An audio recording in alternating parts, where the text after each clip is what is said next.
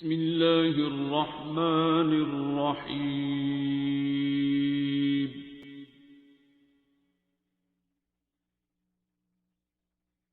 अर्रहमान।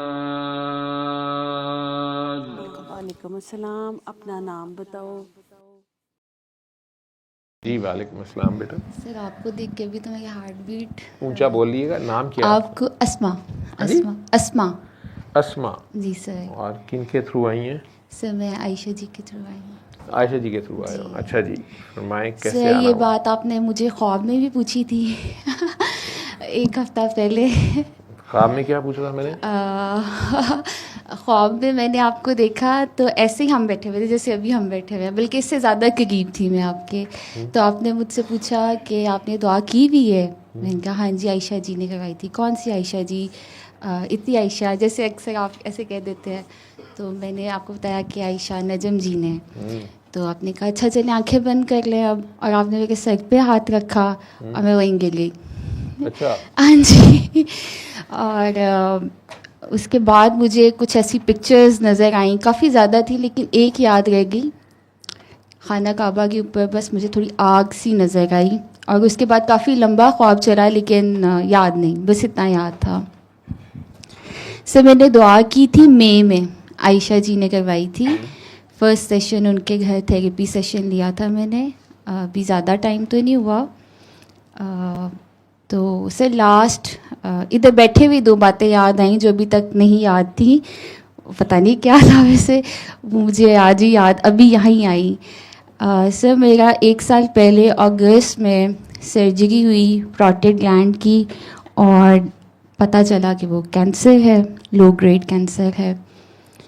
और मैं लाहौर से हूँ, शादी सियालकोट हुई हुई है, 10 साल हो गए हैं, 2 बेटे हैं, एक 9 साल का है, एक 4 साल का है। तो मेरे लिए तो वो क़यामत थी।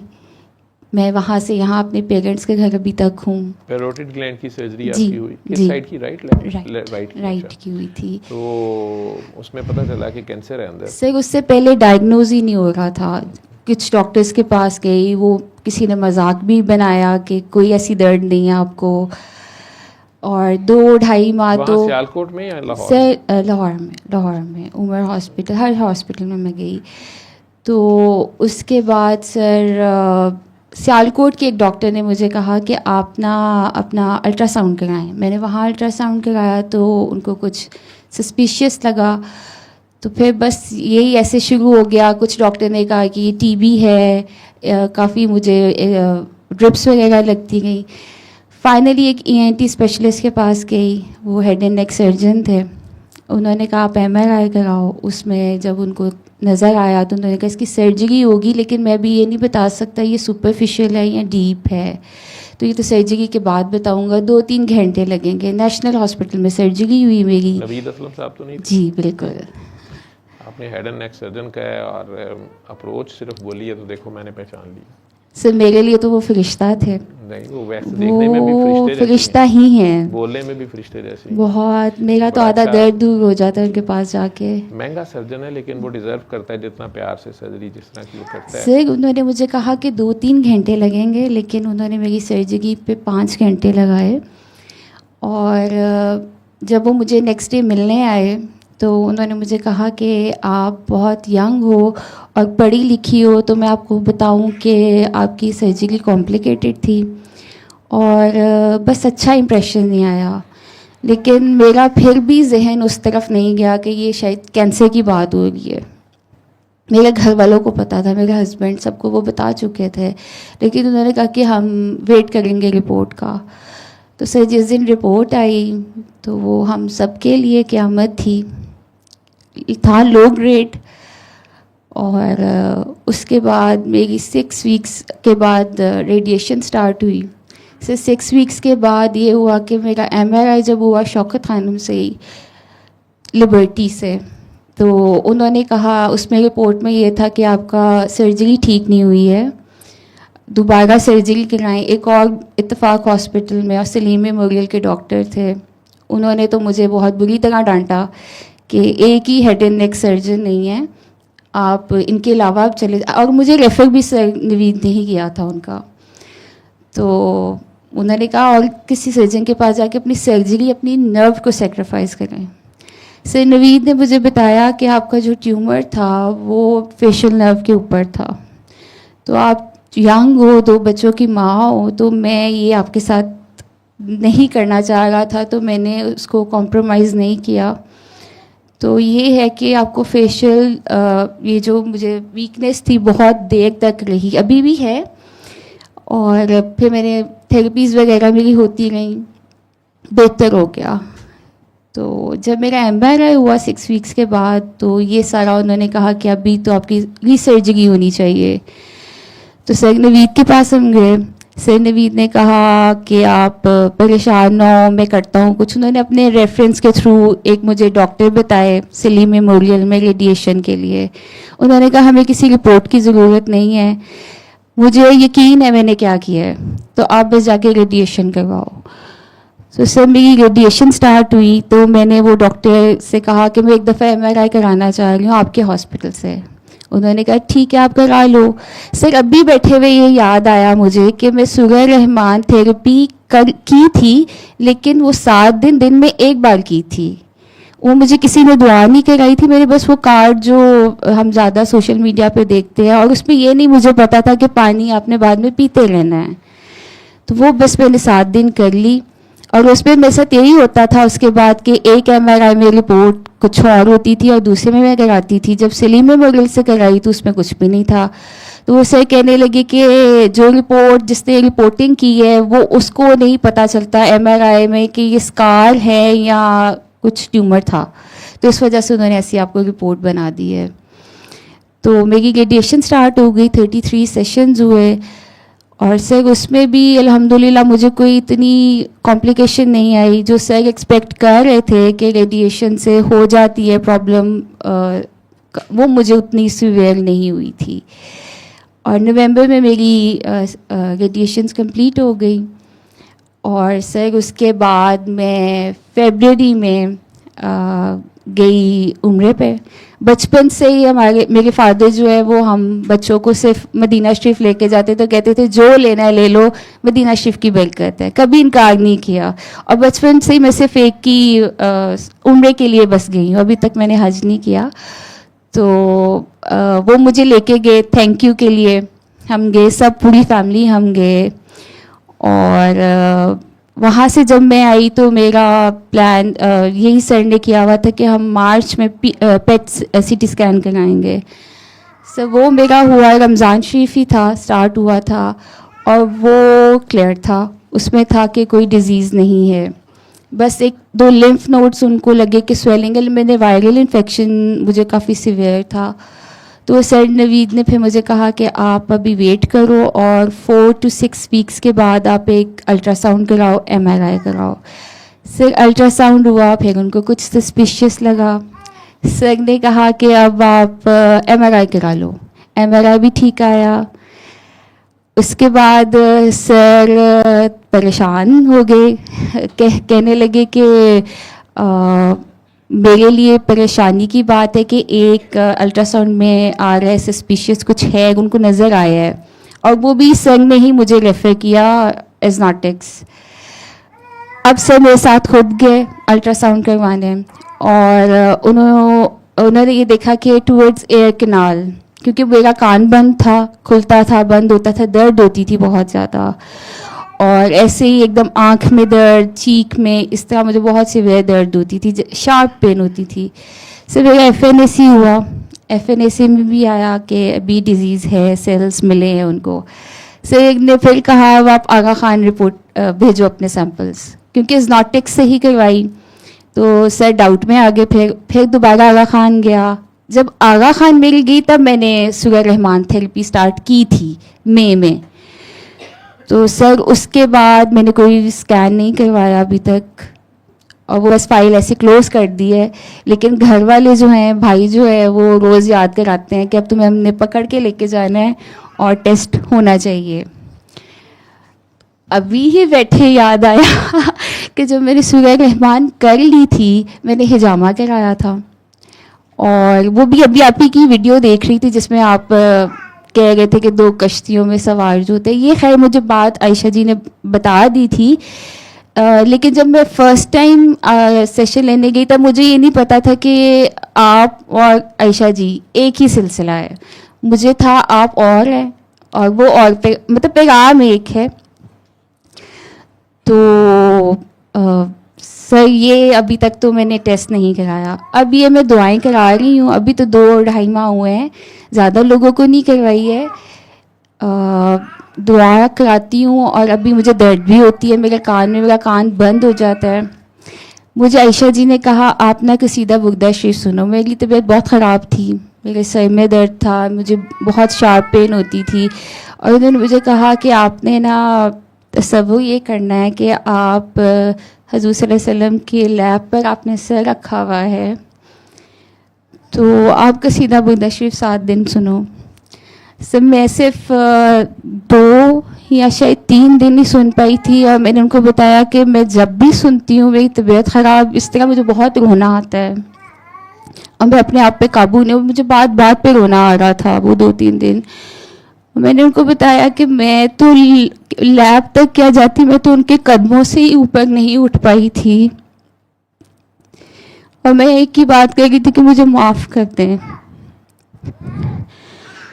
सिर्फ उसके 2-3 दिन बाद ही मेरा उम्रे का प्लान बन गया मेरे भाइयों के साथ और मैं अपने बच्चे छोड़ के गई।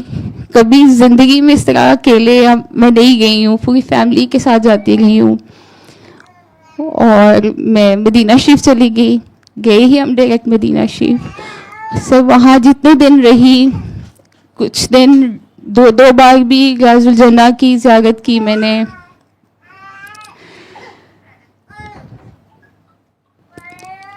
और वापस आई हूँ, वहाँ पे भी एक दिन मुझे बहुत ही ज़्यादा दर्द हुई, शार्प पेन हुई। आयशा जी से बात की तो उन्होंने कहा कि आप ये देखो कि आप किस दर पे बैठी हुई हो, तो अपना फोकस वहीं रखो जहाँ पर आप हो। फोकस अपना किया वहाँ। 2 रातें हमारी मक्का पाक में थी। मियां भी साथ गए हुए थे? नहीं, मैं और मेरे 2 भाई, छोटे 2 भाई हैं मेरे, मैरिड हैं, हम तीनों गए हैं। बच्चे उन्हीं के पास घर पे रहे। तो मियां किसके पास? मियाँ बच्चों के पास, बच्चे मियाँ के पास।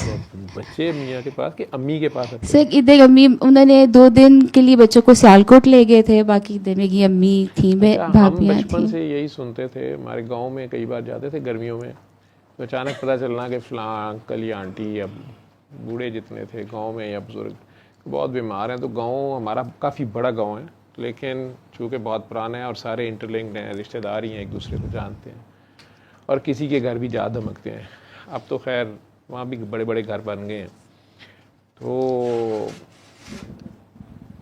पता चलना कि बहुत सीरियस हैं फलां अंकल या आंटी। और ये मैं बात कर रहा हूँ, मैं 67 मॉडल हूँ, तो हूँ ब्रांडेड लेकिन 67 मॉडल हूँ। तो मैं 70s की बात मैं कर रहा हूँ। शदीद गर्मियाँ होती थी, अब तो वो गर्मी नहीं होती और कच्ची सड़कें, गांव की गलियाँ, मकान, उसमें धूल होती थी और उसी में फिर रहे होते थे। तो वो पता चलना कि फ़लाँ नानी अम्मा की बातें सुननी मैंने, कई बार वो आपस में एक दूसरे को बता रही होती थी, किसी की खबर लेके आई हैं तीमारदारी करके। तो वो एक तो उन्होंने जब ये कह देना ना कि उधर नक मुड़ गया है, नाक उधर नाक के लगे, ठीक है, तो वो हमें भी पता चल जाना कि जिसका नाक टेढ़ा हो जाता है यानी वो मरने वाला होता है। ये गाँव वालों की निशानियाँ होती थी। या किसी ने कहना कि वो तो माशाल्लाह आज बिल्कुल ठीक है, बाहर फिर रहे थे, उन्हें नहीं बचना, उन्होंने बीमारी छड़ गई है ना, बस उन नहीं बचता। तो वाकई एक आध दिन बाद पता चलना कि वो बंदा फिर फौत हो गया। तो ये निशानियाँ निशुनियाँ लोगों ने अपनी रखी होती हैं। यानी बंदा ठीक भी हो जाए तो कहते हैं नहीं इन्हों बीमारी छड़ गई है, नहीं हूँ वैसे चले जाना है, जाना इन्हें है ही है। और नाक की हड्डी टेढ़ी हो जानी और पता नहीं क्या थी, छोटे होते की बात। तो उसमें एक और बड़ा पेट फिक्रा होता था जिसमें उम्मीद होती थी। गांव के साथ ही ननकाना साहब है, तो वहाँ लेके जाते थे। तो वहाँ 2 डॉक्टर साहबान होते थे, उनके बच्चे सुन रहे होंगे कई, अगर अब्दुल हई साहब और अब्दुल हकीम साहब, तो उन दोनों के बारे में भी एक कंपैरिजन गांव में ये नहीं होता था कि जो खबर लेने आता है उसने आगे से भी सारों की तीमारदारी ठीक ठाक करनी होती थी, घर वालों की, मरीज़ की भी, और उस पर कमेंट भी उसने देने होते थे कि इलाज ठीक हो रहा है या नहीं हो रहा है। तो उसमें अगर वो अब्दुल हई के पास जाता है और वो अब्दुल हकीम के पास लेके गए हैं तो उसने ये भी उन्हें कहना होता था कि तुसी कल ही गए सो अब्दुल हकीम को, तुसी अब्दुल हई को लेके जाओ। और अगर वो अब्दुल हकीम साहब का फ़ैन है तो फिर अगर वो अब्दुल हई के पास गए हैं तो वो भी एक आते आते उन्होंने एक शोशा छोड़ाना है कि जनाब आप उसके पास लेके जाएं। लेकिन आगे से एक फ़िक्रा और पता चलता था कि वो ना कहना कि उन्हें जवाब देता है उन्हें कि इन्हें नहीं बचना, इन्हें लाहौर ले जाओ, ठीक है। और ये मुझे ख्याल है कि हर जगह ही यूज़ होता है, इसलिए अब एक आम स्लैंग भी है कि इन्हें नहीं बचना, इन्हें लाहौर ले जाओ। तो आपकी मुझे समझ नहीं आई कि आपको घर वालों ने कहा कि ये बच गई है, इन्हें सियालकोट ले जाओ, ठीक है। तो शादी सियालकोट हो गई, शादी सियालकोट वाले मेरे खिलाफ ही ना हो जाए तो टैंक भी नहीं सुना छोड़ते। तो वहाँ जाके बीमार हो गई आप? सर जब से शादी हुई है बीमार वही ना बस। तो वो सियालकोट वाले जो हैं वो रिलेटिव्स हैं या आउट ऑफ फैमिली हैं? मेरे हस्बैंड आए हुए हैं मेरे साथ। आए हुए हैं वो काले लिबास वाले? नहीं, ये ग्रीन शर्ट में। अच्छा, ये क्या आपका कोई अपना बिजनेस है सर्जरी के आलात का? स्पोर्ट्स है जी, स्पोर्ट्स है। स्पोर्ट्स का जी, स्पोर्ट गुड्स का, दो ही चीज़ें, या सर्जिकल आलात या स्पोर्ट्स गुड्स? स्पोर्ट्स आपका स्पोर्ट्स का है, ठीक, माशाल्लाह। तो वहाँ जाके आप बीमार हो गई, ठीक है। हालांकि सियालकोट वाले तो इतने चावल खिलाते हैं और खाते हैं तो आपको लगता है चावल नहीं पसंद, तो आपको चावल ज़्यादा खाने पड़े तो आपने गुस्से में कहीं कर दिया हो तो वो रोटेट कहीं पकड़ा गया। खैर, तो अब नवीद असलम साहब फाइनल क्या कहते हैं? सर उन्होंने तो मुझे कहा हुआ था कि बस अब ईद गुजरती है तो उसके बाद आप दोबारा MRI कराओ, सेलिम मेमोरियल ही जाओ।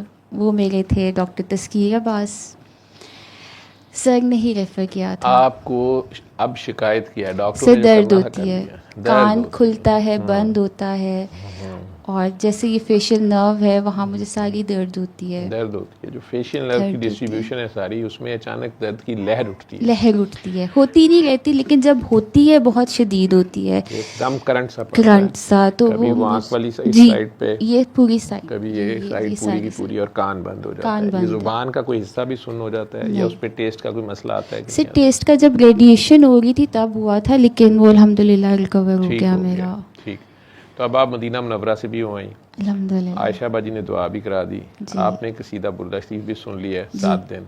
नहीं सर, मैं सिर्फ 2 दिन ही सुन पाई थी। अच्छा, वो 7 दिन पूरे नहीं हुए? नहीं। वो यहाँ लाहौर सुना था कि वहाँ बैठ के सुना था? यहाँ। तो उसके बाद दोबारा 7 दिन पूरे कर लेने थे। वैसे तो आप उनके दरबार में भी जा पेश हुई, जो वैसे दरबार समझते हैं, लेकिन दिल के दरबार में पेश होना था ना, ठीक। तो 7 दिन ही उनके आगे पेश होने हैं।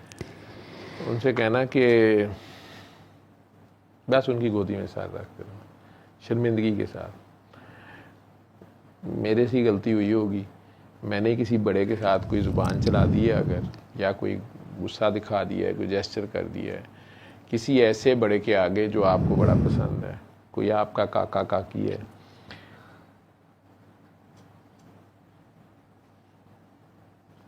कुछ अली दे मलंग सुना होगा, अली का मलंग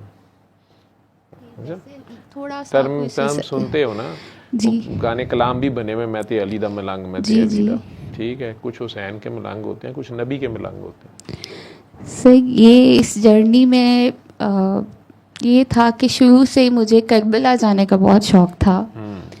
तो ये शौक़ 3-4 साल से बहुत ज़्यादा बढ़ा हुआ था, और पिछले साल जब बीमार हुई तो कोई जा रहा था तो मैंने हज़रत इमाम हुसैन के लिए ख़त लिखा। उन्होंने मुझे कहा कि आप ख़त लिखो। सर मैंने ख़त लिखा, मैंने कहा जब मैं ठीक होंगी तो मैं भी करबला जाऊंगी।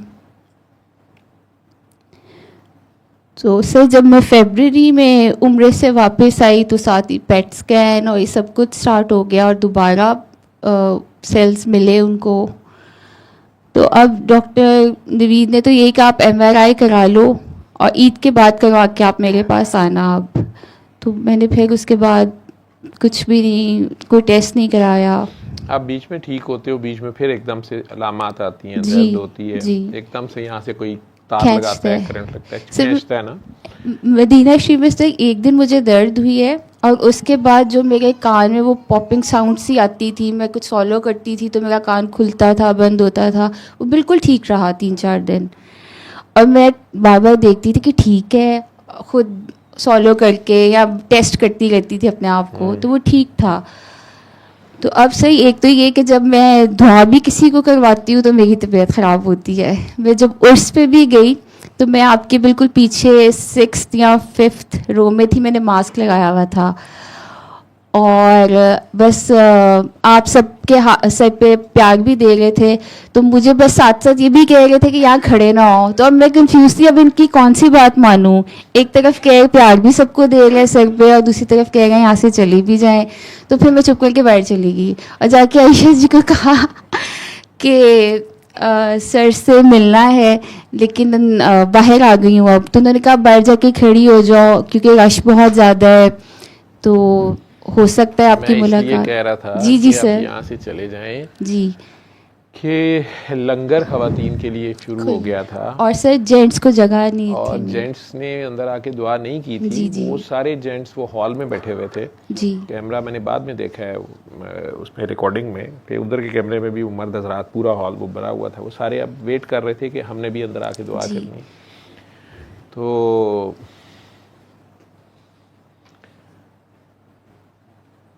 वो मैं तो कह रहा था कि चले जाएं। अब जी। वो लोग नहीं जा रहे थे, और वो खवातीन सारे ही कोई सारा आगे करी जा रहे थे। जी। या कोई हाथ मिलाना चाह रहा है, या पता नहीं चिपकना चाह रहा है, या पारी करना चाह रहा है, हग करना चाह रहा है, किसी की जो भी अपनी समझ थी उसमें मैं सरों पे हाथ रखी जा रहा था। लेकिन साथ ये कह रहा था कि उधर जाएं, लंगर शुरू करें, ताकि खवातीन, एक तो लंगर जो होता है बेटा इतनी गर्मी में वहाँ लेके जाना, वो ख़राब ना हो, फिर वो टाइम पे सही तैयार हो जाए, बग़ैर किसी एक्यूरेट फिगर तो सामने होता नहीं, एक अंदाज़ा होता है इतने लोग होंगे तो पूरा भी आ जाए माशाल्लाह, और अच्छी तरह से डिस्ट्रीब्यूट भी हो जाए। ठीक है। अब ये सारे एक सीक्वेंस में ही था ना, जितनी औरतें थीं अब उतना ही मर्द थे, वो सारे उस जगह पे आ नहीं सकते थे, लंगर वाली जगह पे भी नहीं आ सकते थे। तो वो था कि अब खवातीन उधर चले जाएं और मर्द इधर आ जाएं। आप काफ़ी समझदार हैं, तो आप दोनों बातों में एनालाइज कर रही थी कि ये मानूं कि वो मानूं। जी। तो ये सोचो कि ये जो 2-4 दिन ठीक रहते हो और एकदम फिर ऐसे होता है, उससे थोड़ी देर पहले किस पे गुस्सा आता है, या किसके साथ किसको जेस्चर दिखाती हो, या किसके आगे बोल जाती हो, बाहर से नहीं तो अंदर से बोल जाती हो। ठीक है। तो वहाँ से पता चल जाएगा कि क्या मसला हो रहा है। ठीक है। कुछ लोग होते हैं जिनका अल्लाह के यहाँ दर्जा ज़्यादा होता है, जैसे माँ बाप का दर्जा ज़्यादा ही होता है। सबसे पहले वली अल्लाह जिन्हें आप ज़िंदगी में मिलते हैं वो आपके माँ बाप होते हैं।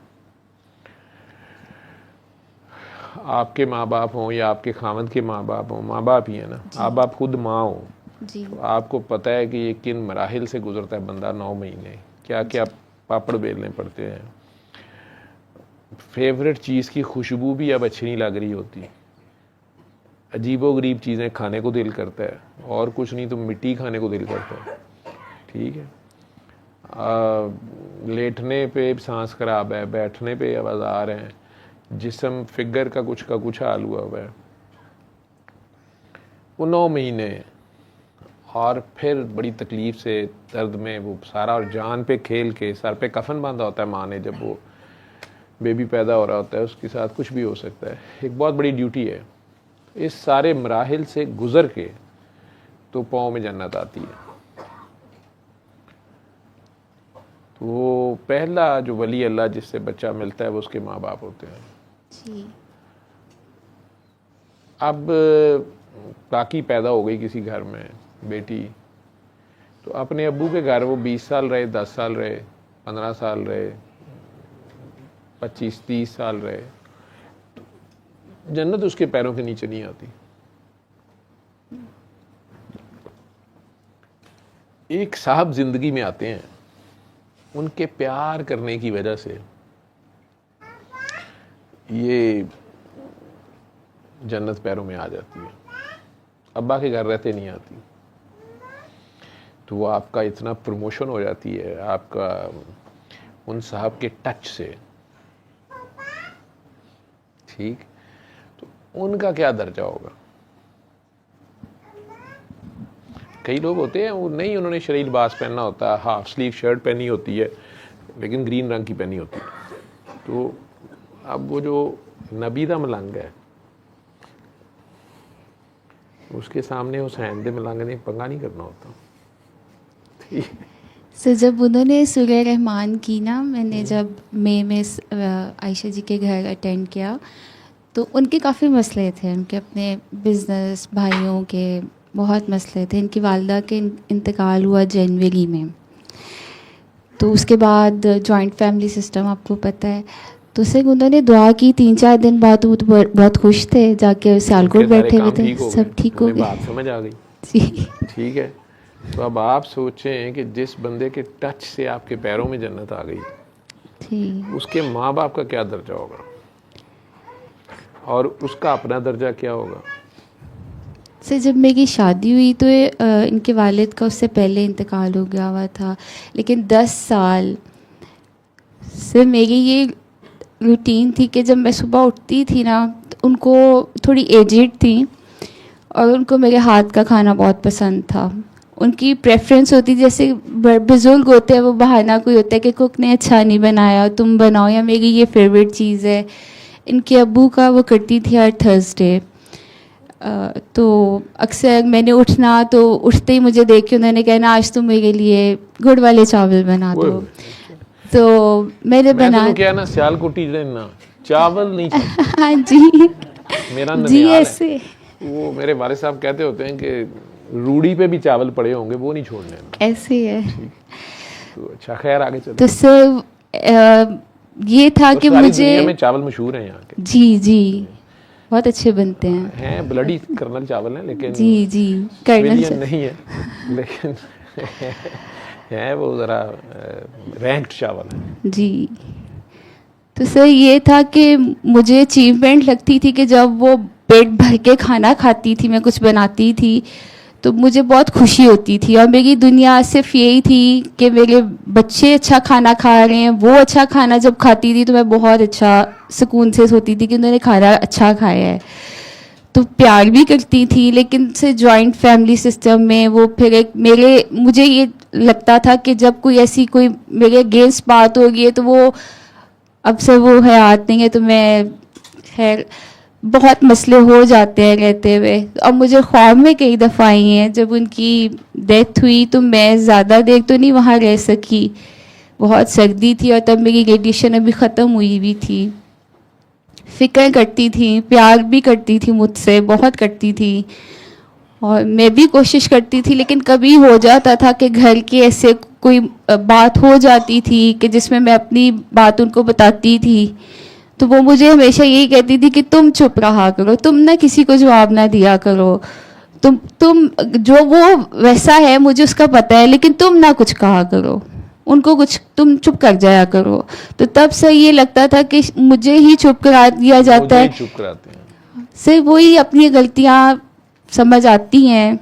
लेकिन उनकी एक चीज़ मैं मिला तो नहीं हूँ जी, वफादार बहुत थी जी, वो वफादार बहुत थी, और ये उनकी एक ऐसी ट्रेट है जो अल्लाह को उनकी ये आदत बहुत पसंद थी। से जब भी कब्रिस्तान कैसे जाती पता थी, चला मुझे,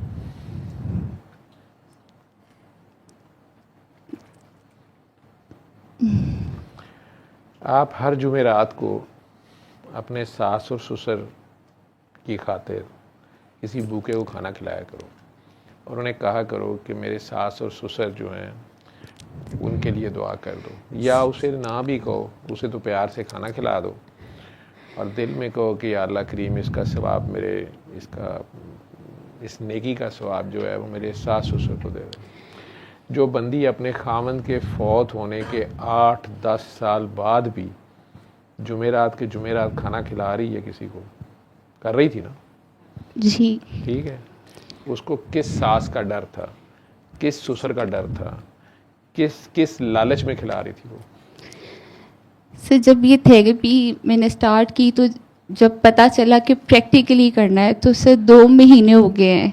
मैं भी ये कर रही हूँ, खुद घर तो नहीं बना रही लेकिन वही किसी के घर आसानी चली जाए। नहीं, तेरे हाथ के खाने का उन्हें बड़ा मज़ा था जी और तूने अपने हाथ का बना के जब किसी को खिलाना है तो मज़ा तेरे हाथ का जाएगा उधर। वो जो किचन में तू खड़ी होगी, थोड़ा तेरे मुंह को इधर पसीना आएगा, तेरी फेशियल नर्व जो है ये एक्टिव होगी, इसको थोड़ी झुरझुरी आएगी, ठीक है, और ये जाग जाएगी। सर वो कब्रिस्तान भी मेरे साथ ही जाती होती थी, उनके वालिद की कब्र पे। अपने वालिद की कब्र पे या इनके अपने खावन की? मर खप गया सी। हाँ कोई उनके साथ नहीं जाता था, कोई कहता था कि औरतों को जाना मना है, कब्रिस्तान में जाना मना है, इन्होंने जिंदा मार दियो जी इन्होंने वैसे जिंदा गोली मार दियो, लेकिन कब्रिस्तान उंज सूटा हो, लेकिन वैसे नहीं कब्रिस्तान जा सकदियाँ बेटा। ये करबला के बाद बहुत सी कुछ सारा कुछ खुद ही बना है जी। मैं कुछ नहीं कहता, लेकिन वो क्यों जाती थी? और जाकर इनके वालिद साहब कोई वली अल्लाह थे, बाबा जी थे, मन्नत मानने जाती थी, चढ़ावा चढ़ाने जाती थी, कब्र परस्ती करने जाती थी।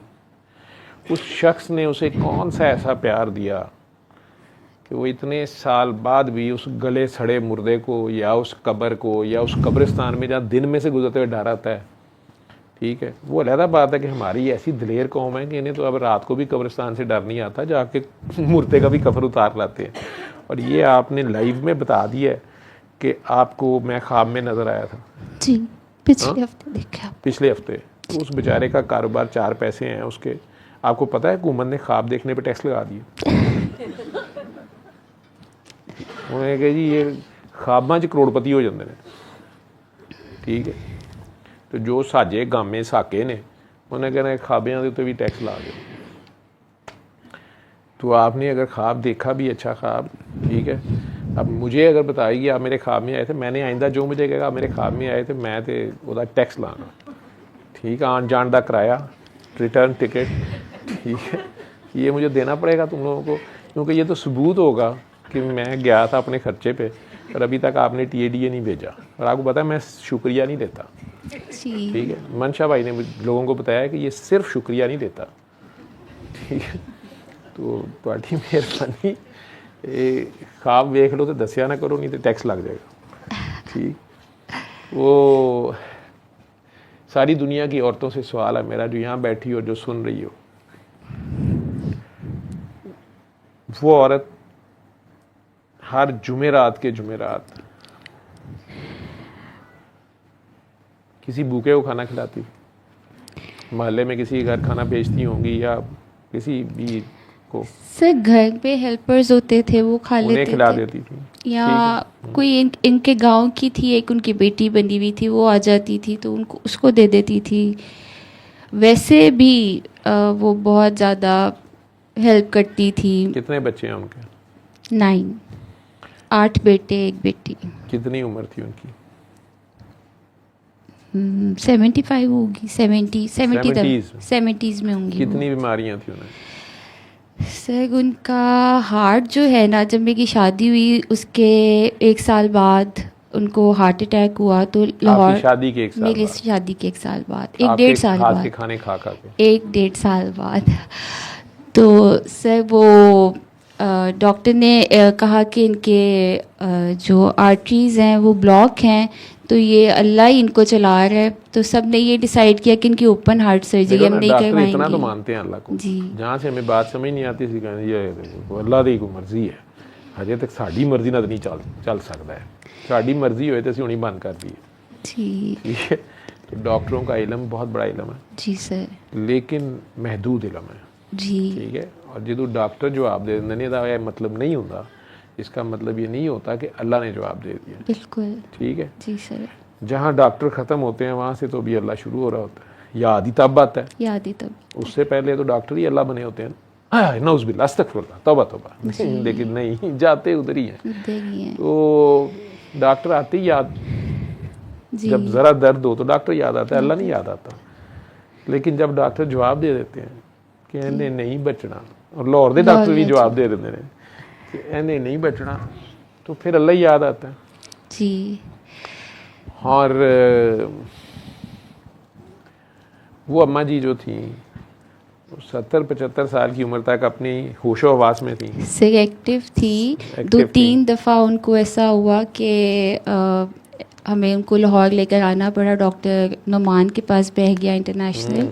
मेरा घर मॉडल टाउन में है, तो कहती थी कि मैंने घर का खाना खाना है, तो फिर मैं मॉडल टाउन से जब मैं वहाँ उनके लिए नुमान भी मुझे हार्ट का अच्छा डॉक्टर लगा जी, है, वो young मेरी है। जी उसके- बहुत अच्छे हाँ। देखते हैं। अभी मैं रिसेंटली मिला हूँ, मेरी खाला का उधर उनकी जी। नब्ज़ें काफ़ी स्लो हो गई थी, काफ़ी अरसे से मैंने डील कर रहा। जी। तो वो चूँकि रात को इमरजेंसी गई तो उन्होंने समझा पेस मेकर डालना पड़ेगा। 2-3 दिन दाखिल भी रहा, फिर मैं गया तो उसने बड़ा रिकॉर्ड किया और फिर आखिर में यही फ़ैसला हुआ कि नहीं, पेस मेकर की ज़रूरत नहीं है। एंजियोग्राफी भी ठीक थी, उनकी भी 75 ईयर्स एज है।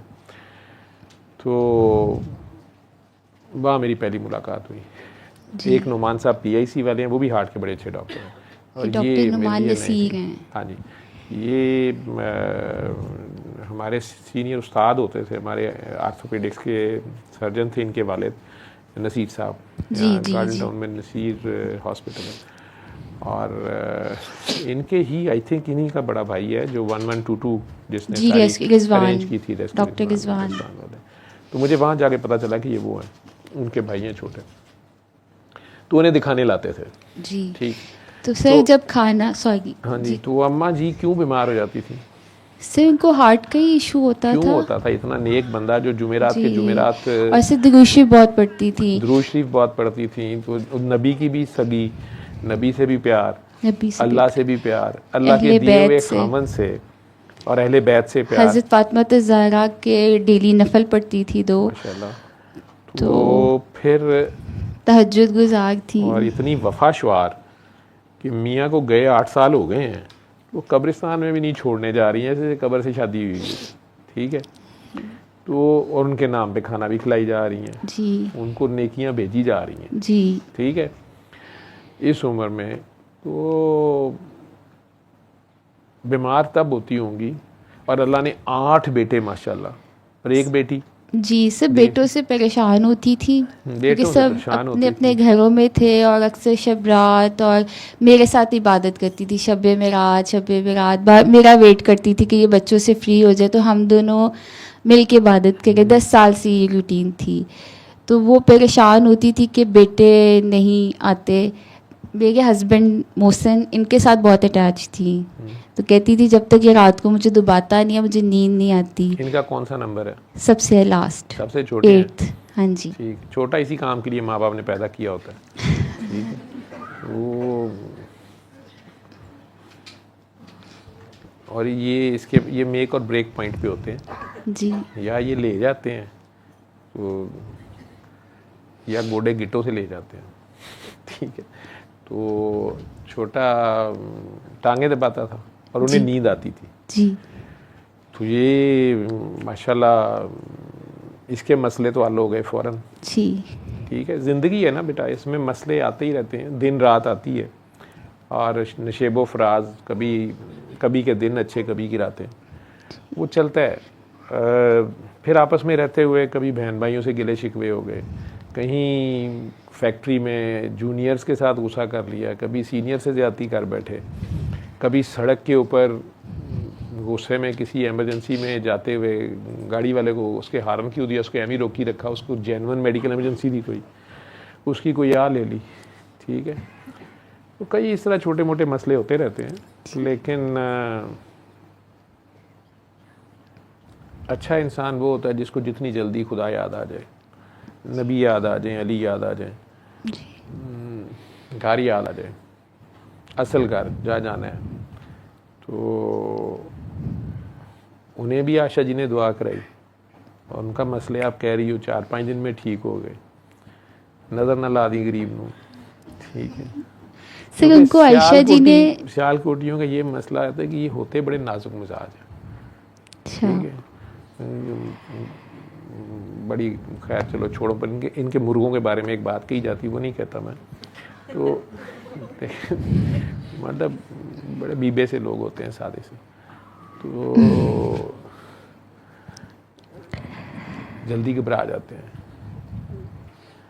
ठीक है, ज़्यादती नहीं करते किसी से, खाम खा किसी से हो जाए तो कहते कुछ नहीं।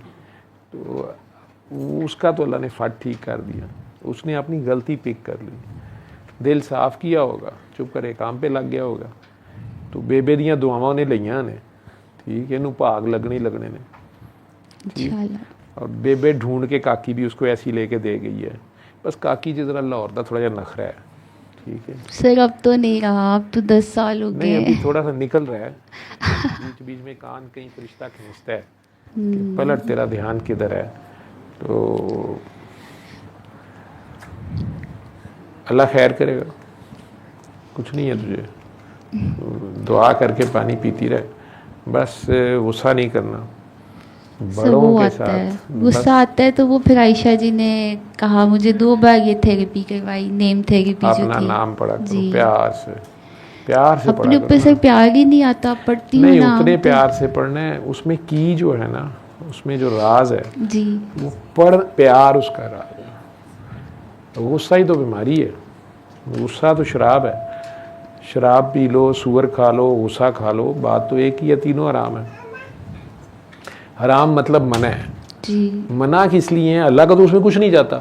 जी। यहाँ पे शराबें पी रहा है, सूअर खा रहा है, तो अल्लाह को क्या जाना, हमारा नुकसान होता है, जी। ठीक है ना। जैसे एक बच्चा है, उसके लिए बिजली का स्विच हराम है, आप उसे जाने देंगे बिजली के स्विच की तरफ, ठीक है।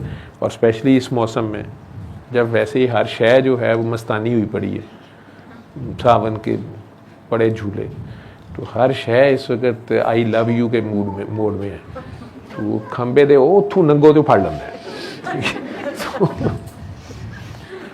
और पानी शराबी हुआ है, कोई पता नहीं, कभी बादल शुरू हो जाते हैं, कभी आंधी, कभी दरख्त, कभी नदी, कभी नाले, कभी पत्थर, कभी पहाड़, हर शय अपनी मस्ती में धमाल कर रही है, तो कोई पता नहीं चलता। तो उसमें बच्चे को आप जो है, माँ कभी भी गरम गरम चाय का कप नहीं पकड़ने देगी, स्त्री नहीं पकड़ने देगी, उसके लिए हराम है, जी। ठीक है ना। इसी तरह अल्लाह ने भी हमें माँ की तरह बड़े प्यार से बताया है कि यार गुस्सा नहीं खाना, स्पेशली बंदे का दर्जा हाई है।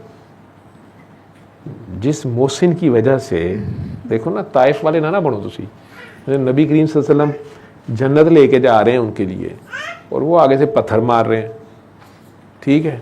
इसी तरह जिस खामंद की वजह से पाँव में जन्नत आ गई है, उसी को आप पत्थर मार रहे हो। ख्याल में मार देता ना बंदा, ये इधर वाले दांत क्रीचता ना बंदा, तो अच्छा आवे से, तो मोहसिन का क्या है, मोहसिन तो डर ही जाता है, ठीक है। मैंने लगता है भी छोटा है कार, तो जो छोटे होते हैं बड़े ख़तरनाक होते हैं, ये बड़ी छेती मीसने बन जाते हैं, तो फ़ौरन ये हार मान लेते हैं, फ़ौरन कहते डर जाते हैं। तो अल्लाह को कई बार गुस्सा आ जाता है कि यार ये अपने मोहसिन के साथ क्या सलूक कर रही है, ठीक है। तो वो तार यहाँ से खिंचती है, और अम्मा जी ने तो प्यारी बड़ी हैं, लेकिन मोहसिन थोड़ा ज़्यादा प्यारा है, ठीक है। और अम्मा जी साथ ही होती हैं, मेरे पुत का ध्यान रख दी कि नहीं। सर बहुत बार ख्वाब में भी देखा है उनको मैंने। तो वो उनके नाम पे जुमेरात को कुछ खाना पीना देती रहेगी, ठीक है। तो या फिर उनकी चुगलियाँ किया कर, जो उनकी गंदी बातें थी ना, जिन्हियां गल्लां तू दुखी है, वो कोई बंदा लभ जिन्हों तू दोज़ख से घलना चाहनी है, ठीक है, ਉਹਦੇ ਨਾਲ चुगलियाँ कर, ठीक है। अम्मा जी के गुनाह तेरे खाते में आई जाएंगे, अम्मा जी और खुश होंगी, तेरी नेकियां अम्मा जी के पास जाई जाएंगी, अम्मा जी और खुश होंगी। ये जिहदे को तू बदला लेना है, ਉਹਦੇ ਨਾਲ तू नेकी चुगलियाँ कर, वो गुनाहगार होएगा, अम्मा जी के गुनाह ਉਹਦੇ ते तेरे खाते च लिखे जाएंगे, ठीक है। तो तेरी ये बीमारी अम्मा जी उधर से भी दुआ दे देंगी, अल्लाह इहदा भला करे।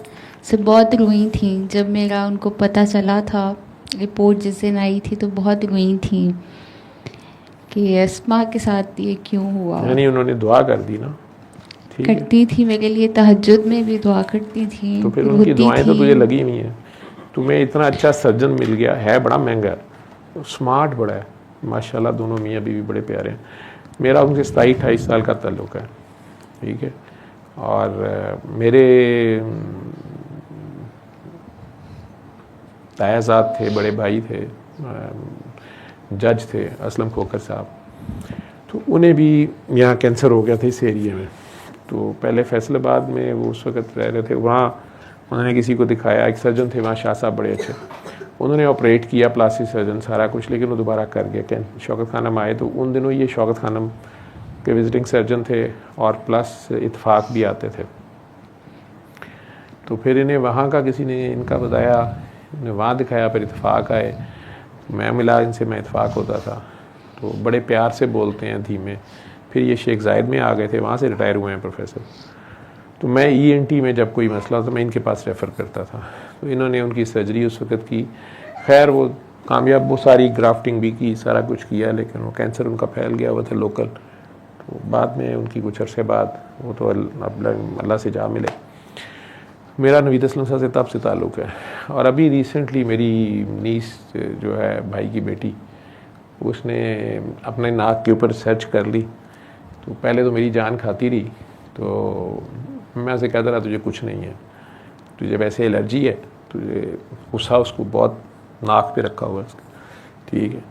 तो छोटे भाई को गलत बात नहीं, उसका मसला ये है कि वो किसी को तंग नहीं करती, लेकिन उसे कोई तंग कर दे तो फिर वो छोड़ती भी नहीं, देर एंड देन फैसला हो जाता है।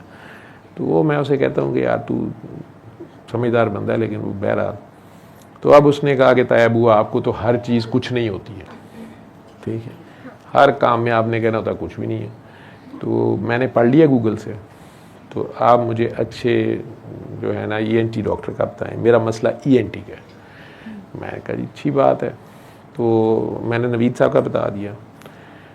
वहाँ गई तो वो आके बड़ी खुश, तो मुझे कहती है एक तो मुझे डॉक्टर बड़े पसंद आए और उन्हें मैं बहुत पसंद आई, और उन्होंने कहा कि बड़े कम पेशेंट्स इतने लर्नेड होते हैं, तुम अपना पूरा पढ़ के आई हो, तैयारी करके आई हो, और आई डू एग्री कि तुम्हारे नाक में ज़रा मसला है, तो CT स्कैन कराते हैं, फिर देखेंगे सर्जरी की ज़रूरत है कि नहीं है। तो कहती देखा, और वो उन्हें आपका पता था, लेकिन वो ये कह रहे थे कि नहीं नहीं तुम ठीक कह रही हो, और ये तुम्हारी हड्डी थोड़ी सी नाक की टेढ़ी है, साइनसिस में मसला है, तो तुम CT कराओ। तो फिर अब उसका जो वालिद है मेरे से छोटा, खालिद मुझे बहुत गहरा जानता है, वैसे भी हम सब में से बाबा जी का उसका एक ख़ास ताल्लुक़ है, डिफरेंस। तो वो चुप था और बार बार कही जा रहा था मुझे कि कराना है CT स्कैन और सारे, मैं कह जी बिल्कुल कराना है। तो फ़लाँ ब्लड टेस्ट भी कराने हैं, क्योंकि वो आतू इतनी बहादुर है कि उसका अगर ब्लड सैंपल लें तो बेहोश हो जाती है। तो वो मैंने कहा, मैं कि इसको कहना कि इधर को देखती रहे और ब्लड सैंपल भी देना ही देना है। तो उसमें उसने थोड़ा सा मुझे कहा कि तैबू मेरा ख्याल है कि ब्लड का कोई मसला नहीं, आप ठीक कह रहे हैं, सिर्फ नाक का करा लेते। मैं कह नहीं, डॉक्टर साहब ने लिखा है ना तो ये कराना है। तो वो करा लिया सारा कुछ। तो फिर मैं गया तो उसकी शक्ल से मुझे पता चल गया कि सारे टेस्ट नॉर्मल आए हैं CT स्कैन्स में। क्योंकि हमारे पाकिस्तानियों के ये बड़ा मसला है कि ये जब टेस्ट कराते हैं बड़े बड़े महंगे, तो फिर ये बड़े मायूस होते हैं और ये परेशान होकर कहते हैं कुछ भी नहीं निकले, एवं ही इन्ने हज़ार लाता है, ठीक है, इन्ने हज़ार दे टेस्ट कराए, शौकत खानम तू नॉर्मल दे छड़े ने, ठीक, शौकत खान वाले का कसूर है। आ खान वाले एवं ही तमाशे बनाए, एवं ही पैसे वटन का तरीका बनाया है। जिन्होंने पूछो टेस्ट किन्ने कहे सन, मैं आप ही करा ले। डॉक्टर ने 3 लिखे सन, तो कह लगा बाजी साढ़े को पैकेज है, तो 10 टेस्ट हो जाने ने इन्ने पैसों। मैं क्या पुत कर दे। उन्हें फिर क्या वैसे 3 होर भी नाल करा लोगे तो इकट्ठे ही हो जाएंगे। तो मैं क्या करा दे। वो तो 30,000 रुपया बिल बनया, नाले वो सोना होंदा नहीं, वो जड़ा कि मेरी आई जी MRI, अच्छा वो भी कराया जी। अच्छा फिर क्या, कुछ भी नहीं निकला, शदीद परेशान, कुछ भी नहीं निकला, सब नॉर्मल आए ने। तो वो फिर आतू, मैंने कहा बेटा MRI में तो आया, पढ़ लिया हुआ था उसने। तो मैं कहा बाजी आपका मैंने नाम है नहीं रखा गूगली, ठीक है। तो ये गूगली जो होते हैं इनसे काफ़ी डॉक्टरों का रोज़ी रोटी चलती है। तो मैं क्या, अब नवीद साहब को जाके दिखाओ, ठीक है, मिल के आओ, मेरा सलाम भी दे देना। उन्हें मेरा भी पता है कि ये पुराना शरारती है, तो उनसे मेरी चलती रहती है। सर्जन बहुत प्यारे हैं, वैसे भी बड़े प्यारे इंसान हैं, महंगे बड़े सर्जन, लेकिन सर्जन अच्छे हैं, ठीक है। तो उन्होंने जितना प्यार से, नफासत से, जितने एहतमाम से आप खाना बनाती हैं, उसी तरह उन्होंने भी अपना काम किया और उस पर वो कॉन्फिडेंट है। इसलिए वो बड़ा कॉन्फिडेंटली कह रहे हैं कि यार मुझे पता है ना कि मैंने क्या काम किया, मैंने देख के काम किया। अब ये दर्द हो रही है, उतार है ना, छिड़ी हुई है, ठीक है। गिटार कभी देखा है आपने, या वायलिन या गिटार या संतूर, तो वो तार को ज़रा सा छेड़े तो आवाज़ आती है ना, ये ज़रा सी तार है, कभी कभार छिड़ी जाती है। सर अभी जब FNAC हुआ है, पहले नहीं सर नवीद ने करवाया था, वो एक और डॉक्टर थे उन्होंने करवाया था, मीर लतीफ़ में है, गर्देजी शायद उनका कुछ ऐसा नाम, जावेद गर्देजी साहब होंगे। जावेद, देखना तुझे अल्लाह अच्छे अच्छे डॉक्टरों के पास भेज रहा है। उनके पास तू कहाँ चली गई? वो तो पहले उन्हीं के पास गई थी ना, वो मेरे उस्ताद के बेटे भी हैं, पहले सबसे पहले उन्हीं के पास गई थी। अच्छा। तो उन्होंने कहा कि ये प्रीमॉर्फिक कुछ ऐसा एडिनोमा है, सर्जरी करूँगा ठीक हो जाएगा। ड्रिप्स लिख दी थी, तो वो ऐसा था कि ड्रिप्स लिखते थे तो मैं सियालकोट चली जाती थी, वहाँ जाके ड्रिप्स लगवाती थी। तो जब आराम नहीं आया, उन्होंने कहा वो AC नहीं चल रहा। अच्छा वो चल रहा है, अच्छा वो उधर गर्मी है ज़्यादा उस जगह पे, देख लो AC ऊपर को तो नहीं गया, बस को नीचे कर दो या, अच्छा डिस्प्ले ऑफ, ठीक। अच्छा जी, फिर सॉरी, तब उन्होंने FNAC कहा कि चुगताई से करवा लो वेरी फर्स्ट टाइम। तो सर वो मैं गई, वो तो 10 मिनट का प्रोसीजर उन्होंने किया और बहुत पेनफुल था। उसके जब रिजल्ट्स आए तो किसी डॉक्टर को समझ नहीं आई थी, वो कहे थे कि ये तो हमें लगता है कि उन्होंने ऊपर से ही आपका कुछ ले लिया, डीप नहीं लिया। सो जो इस दफ़ा एजनॉटिक से मेरा FNAC हुआ, जो सर नवीद ने करवाया, वो बहुत पेनफुल था। वो भी पेनफुल था, बहुत पेनफुल था। उन्होंने नम किया था लेकिन बहुत पेनफुल था। तो बस अब डॉक्टर नवीद ने तो यही कहा कि आप ईद के बाद आओ और MRI कराओ और हम देखते हैं, अगर हम सेल्स मिल गए हैं तो हमने इसको छोड़ना तो नहीं है कि दोबारा फेशियल नर्व को ये डेड ना कर दे, तो हमने देखना है। और वो सर पकड़ के बैठ गए थे कि ये कैसे पॉसिबल है कि इतनी जल्दी दोबारा हो जाए। पेट स्कैन में नज़र आया वो एरिया? सर पेट स्कैन में क्लियर था, उस पर था नो डिजीज। पेट क्लियर है? सर पेट में सिर्फ लिम्फ नोड्स में आया था कि स्वेलिंग है, तो इसलिए सर ने फिर अल्ट्रासाउंड कराया था कि आपको वायरल इन्फेक्शन है, हो सकता है ये लिम्फ नोड्स उसकी वजह से स्वेलन हो। तुझे कुछ नहीं है, तू ज़बरदस्ती दबन नहीं है। सर अब तो मैं फाइल मैंने क्लोज कर दी हुई है, लेकिन घर वाले जो हैं वो कहते हैं कि नहीं। और सर जैसे मैंने आपकी वीडियोस भी मैं देखती थी, तो उसमें जो एक्सपीरियंस शेयर करते थे वो कहते थे जब हमने टेस्ट कराया हम बिल्कुल क्लियर थे।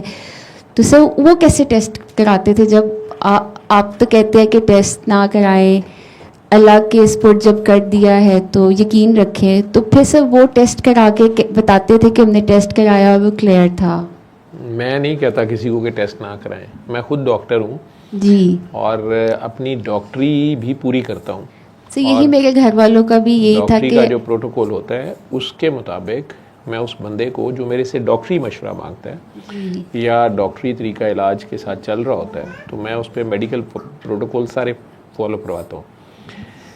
स्पेशली वो कैंसर के केसेस जिनमें छुरी लग गई होती है, जहाँ कट लग गया होता है, वहाँ पे अब ये एक रूहानी बात है जो मैं कर रहा हूँ, तो वो बहरहाल फिर उसे मैं कहता हूँ कि आप इसको पूरा फॉलो करो, एक चीज़।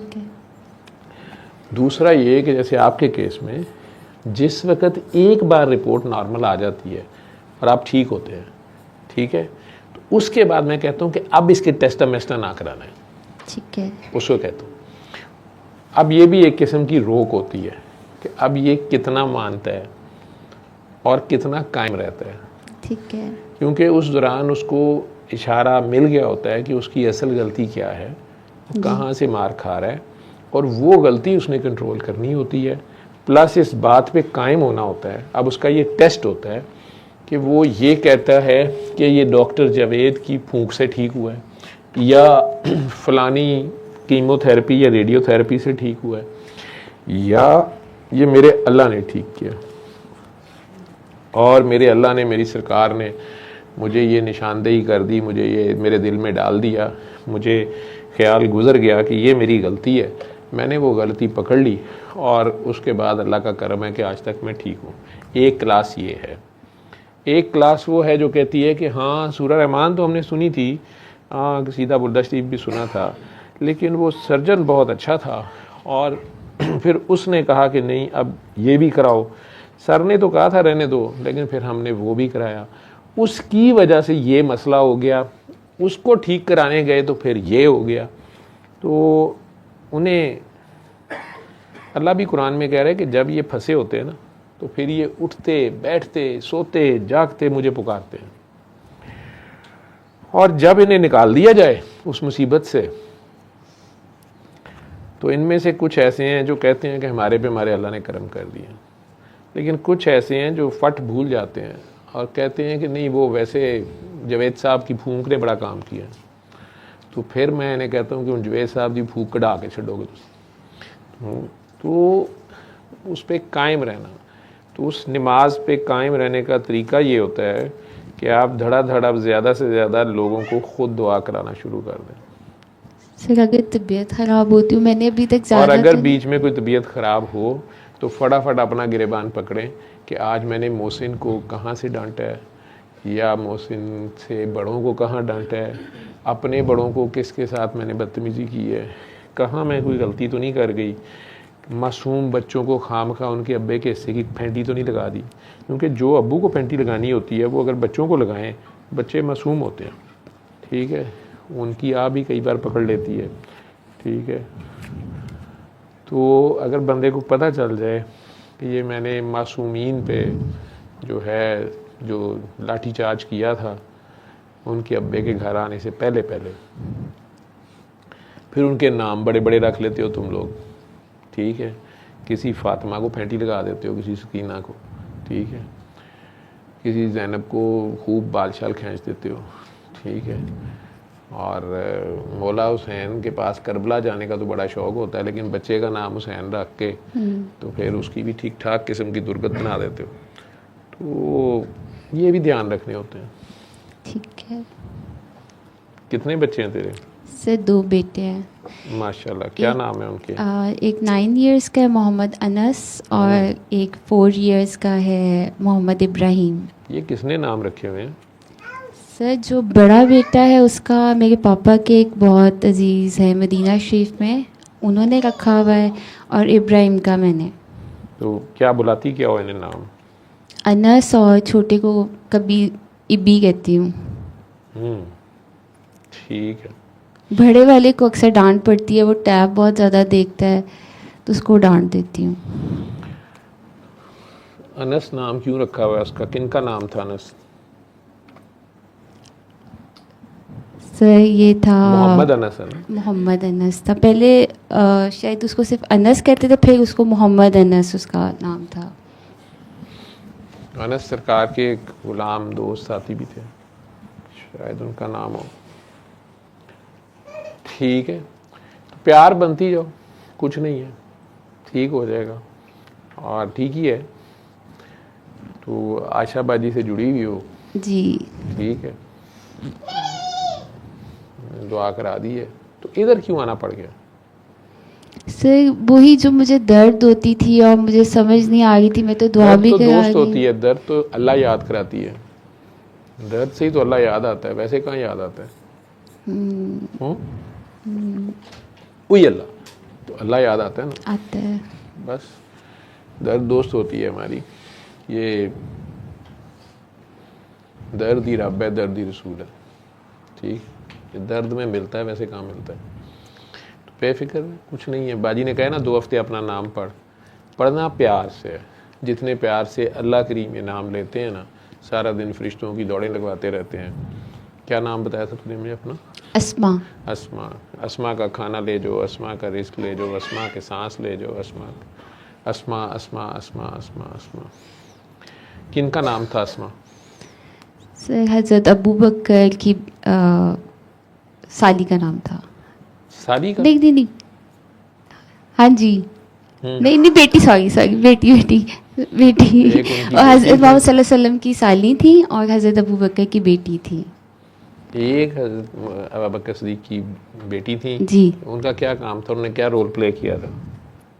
हज़रत बीबी अस्मा ने, उनकी क्या काम मशहूर है जो उन्होंने किया था? सर मुझे नहीं पता। जब ये दोनों हस्तियां गारे सौर में थी, 3 दिन वहाँ रही, तो उधर खाना शाना कौन लेके आता था? हज़रत अस्मा। पता नहीं, मैं शायद हज़रत अस्मा ही थी। ये बकरियां चराने के बहाने उधर फिरती रहती थी और बीच में कहीं, हालांकि गारे सौर की चढ़ाई बड़ी मुश्किल है, तो बहरहाल कहीं बकरियां चराते चराते वो उधर, कहते हैं कि शायद वो खाना पहुँचाती थी या पहुँचाया उन्होंने कुछ, मेरा अगर मैंने सही याद है मुझे, क्योंकि मैं बड़ा बचपन में पढ़ा हुआ है। और दूसरी बीबी अस्मा जो थी वो हज़रत अबू बकर सिद्दीक़ की बीवी भी बनी थी, वो कौन थी? पता। वो सैयदना अली की भाभी थी। हज़रत जाफ़र तैयार का नाम सुना है? नजाशी के दरबार में जिन्होंने खुतबा दिया था, वो आई थिंक उनकी वाइफ थी। और हज़रत जाफ़र तैयार हज़रत अली के बड़े भाई थे। और जब हज़रत जाफ़र तैयार शहीद हो गए, जंगे मौता थी शायद उसमें, तो नबी करीम सल्लल्लाहु अलैहि वसल्लम मदीना मुनव्वरा में बैठे लोगों को बता रहे थे, या एक किस्म की जैसे रनिंग कमेंट्री कर रहे होते हैं, तो उसमें उन्होंने बताया कि जाफ़र लीडर थे वहाँ पे, कमांडर इन चीफ थे मुसलमानों की जो रूमियों के साथ पहली जंग थी उसमें। तो यूँ समझ ले कि नबी करीम सल्लल्लाहु अलैहि वसल्लम के पहले सफ़ीर भी वो थे, कि नजाशी के दरबार में भी वो गए हैं, महाजरीन जो गए हैं उनमें लीडर वो हैं। सरकार से भी पहले किसी बाकी लोगों से भी पहले जिन्होंने पहली हिजरत की मुसलमानों ने सरकार के हुक्म पर हबशा की तरफ, तो वहाँ पर भी उस बादशाह को इस्लाम का पैगाम, नबी करीम सल्लल्लाहु अलैहि वसल्लम का मैसेज वो दिया। और हालांकि वहाँ पे अबू सुफियान मेरा ख्याल है काफ़िला लेके पहुँचे हुए थे, उन्होंने दरबार में शिकायत करने की कोशिश की उस ज़माने के रूल्स के मुताबिक, या उस ज़माने का जो कल्चर था कि अगर आपका कबीला आपको छोड़ देता तो बाकी कबीले भी आपको पनाह नहीं देते थे, ये किस्म की उस कबीले से जंग का ऐलान नहीं तो हो जाता था। तो उसने वहाँ बताने की कोशिश की अबू सुफियान ने कि जी ये हमारे कबीले में एक शख्स आ गया है, वो नाउज़ुबिल्लाह नबी करीम सल्लल्लाहु अलैहि वसल्लम के बारे में जो भी बात करनी थी गई, एक नया मज़हब ले आए हैं और ये फिर ये उनके पैरोकार हैं, इनको हमने इस बात पे इन लोगों को बाइकाट किया तो ये इधर भाग आए हैं, तो इन्हें हमारे हवाले कर दिया जाए, हम इन्हें सज़ा दें और ये वो। तो नजाशी था जिसने उन्हें कहा कि उनकी क्या तालीमात हैं। नजाशी आई थिंक क्रिश्चियन था, लेकिन वो तलाश में था, उस तक जो बात पहुंची हुई थी वो उसे सेटिस्फाई नहीं करती। तो वो हज़रत जाफ़र तैयार के हाथ भी आई थिंक मुसलमान भी हुआ था बाद में। तो हुजूर के पहले सफ़ीर वहाँ पे भी वो हैं। फिर रूमियों को, जो उस वक़्त की सुपर पावर थी, आजकल की तो सुपर पावर का हम लोग मुसलमान कहते हैं वो हमारा वेंटिलेटर है, वो हमें सांस देते हैं, ये नहीं, वो सुपर पावर सरकार थे। तो उन्होंने जो पहला लश्कर भेजा, रूमी शरारतें कर रहे थे, मुस्लिम कबाइल्स को छेड़ रहे थे जो छोटे मोटे गाँव उनके बॉर्डर के साथ थे, तो रूमी बदमाशी लगा रहे थे, तो ये 1000 लोगों का दस्ता हजूर ने भेजा था। तो इसके लीडर हज़रत जाफ़र तैयार थे। तो उन्होंने वहाँ भी पहला मैसेज यही दिया था कि या तो अल्लाह के दीन को एक्सेप्ट करो, जो लॉ है, हमारे तो यहाँ ब्रिटिश लॉ लगा हुआ है ना, कुरानिक लॉ नहीं लगा हुआ, वो हमने नाम रखा हुआ है इस्लामी जमहूरिया पाकिस्तान, लेकिन हमारा जो कानून शानून है वही हरामी है, जो अंग्रेज़ों का, ग़ुलामों का जो भी था ग़ुलामी के दौर का। तो वो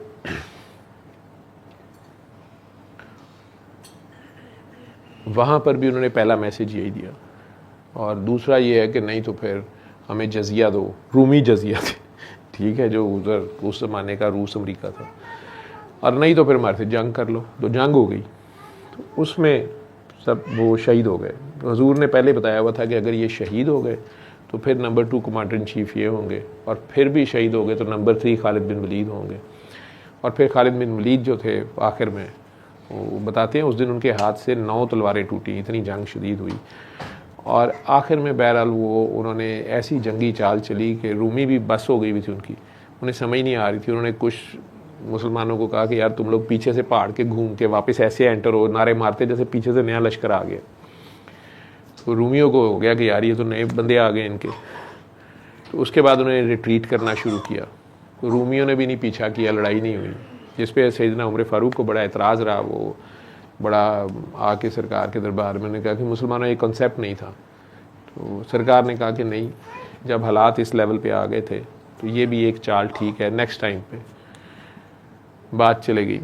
लेकिन बीबी अस्मा जो कहते हैं ना ये मुसलमानों को 4 शादियों की इजाज़तें और ये वो, और हुजूर ने इतनी शादियाँ की, बाकियों ने इतनी की।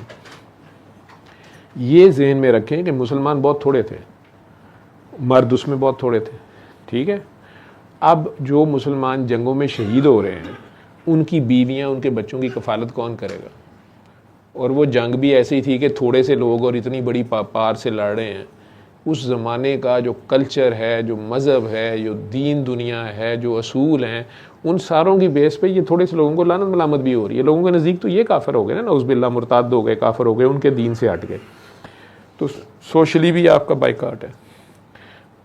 खुद सरकार दो आलम की 2 बेटियों को डाइवोर्स दे दी उसने, अबू लहब ने अपने बेटों से, जो बाद में सैयदना उस्मान गनी के अक़द में आई। एक को तो बल्कि उसने, एक ने मारा भी, उनके पेट में बच्चा था वो ज़ाया हो गया और ख़ुद उसी में उनकी शहादत भी हो गई। तो इन हालात में जो चंद मुसलमान अगर लड़ने निकले हैं वो भी शहीद हो जाएं तो बददिली नहीं फैलेगी, बाकी औरतें आइंदा अपने खामदों को जाने नहीं देंगी। प्लस अब ये जो औरतें रह गई या जवान बच्चियां रह गई, उनका बाप शहीद हो गया या खावन शहीद हो गया, तो इनकी कफालत कौन करेगा? कोई फंड्स तो नहीं थे हमारी तरह, उनके बैंकों में पैसे तो नहीं पड़े हुए थे, ठीक है। तो उस वक़्त वो जो चंद मुसलमान बचते थे वही शादी कर लेते थे शहीद की बेबस। वैसे इस्लाम का ये पॉइंट मैं आप सारों को बता दूं, पिछले दिनों कोई मेरे से आर्ग्यू कर रहा था कि जी वो हम दोनों एक दूसरे से पसंद करते हैं तो उसका खामद उसको तलाक नहीं दे रहा और हमने शादी करनी है, तो देखे ना जी अल्लाह ने इजाज़त दी है, लड़की अपनी मर्ज़ी, औरत अपनी मर्ज़ी से रहे फलां रहे। तो मैं उस बंदे को ये पूछ रहा था कि तुमने किस तरह उस औरत को अप्रोच किया जो पहले से किसी के अक़द में है, ठीक है। जिस इस्लाम में, जिस नबी ने, जिस अल्लाह ने ये सिखाया है कि अगर 2 मियाँ बीवी की आपस में लड़ाई हो जाए और वो गुस्से में मर्द तलाक कह भी दे या औरत एक बार ले भी ले, तो हुक्म ये है कि वो 3 महीने इकट्ठे ही रहें उसी घर में, और एक दूसरे को अगर वो चाहते हैं तो कि उनमें से या एक पार्टी चाहती है कि ना हो तलाक, बच्चे उजड़ जाएंगे, या दोनों उस एक लम्हे के गुस्से पे पछता रहे हैं और चाहते हैं कि दोबारा आपस में रहें, क्योंकि हलाल चीज़ों में से ये वाहिद चीज़ है जो अल्लाह को सख्त नापसंद है। तो वो दोनों एक दूसरे के लिए तैयार हों, दोनों एक दूसरे को प्यार करने की कोशिश करें और 90 दिन या 3 महीने के अंदर अंदर रुजू कर लें। उसके बावजूद अगर वो नहीं करते तो फिर उन्हें सेपरेट कर दिया जाता है या 2 तलाक़ें वो कह देते, तो फिर 3 माह का टाइम है। अब इसमें मैं जब ये पढ़ा कहीं या देखा, उसमें ये हुक्म है कि वो लड़की नाराज़ होकर घर आ गई है, या उसने निकाल दी है, मर्द ने निकाल दी है, या वो खुद आ गई है, उनकी सेपरेशन चल रही है, जी डाइवोर्स हो जानी है, जी हो गई है, जी नहीं हो गई है, जी खुला के लिए अप्लाई किया है, नहीं किया। लेकिन जब तक पैचअप का चांस है, मज़ीद 3 तलाक़ें पूरी होने तक, पॉइंट ऑफ नो रिटर्न जाने तक, जब तक ये चांस है कि उनकी सुलह हो जाए या रुजू कर लें या दोबारा निकाह पे तैयार हो जाएं, अगर हो भी गई है, तो मुसलमानों को ये हुक्म है कि कोई मुसलमान उस औरत को या कोई औरत उस मर्द को जो अपनी बीवी से नाराज़ हुआ है, हमारे तो दफ्तरों में सारा दिन यही कहानी हो रही होती है, मर्द बेचारा बड़ा दुखी होता है, जी सच्चा प्यार ही नहीं मिला, जी 3 बच्चे हैं, जी 6 बच्चे हैं और मेरी बेगम बस बड़ा दुख देती है, और बच्ची जो वहाँ बेचारी नौकरी करने गई होती है वो उसकी मामा बनने के चक्कर में पड़ी होती है, अपना लंच भी शेयर कर रही हैं, उन्हें कह रही कोई बात नहीं सर आप बहुत कोई छोड़े परे सर, ये औरतें होती है ऐसी, ठीक है। तो मत ये कुकड़ा कुकड़ी खेलें, एक दूसरे ने दाने पाओ। तो इस्लाम क्या कह रहा है, ये कुकड़ों के काम होते हैं ना, खाम खाए हमें किसी भी कुकड़ी के पीछे पार सुट के ठीक। तो इस मामले में वैसे सियालकोट के कुकड़ बड़े बदनाम हैं। अच्छा खैर, तो यार मैं कोई कॉमेडी शो नहीं कर रहा होता, मैं इनडायरेक्ट वे में तुम लोगों को कुछ कहने की कोशिश कर रहा होता, खैर तो समझाने की कोशिश कर रहा होता हूँ या बातों बातों में मनाने की कोशिश कर रहा होता हूँ। तो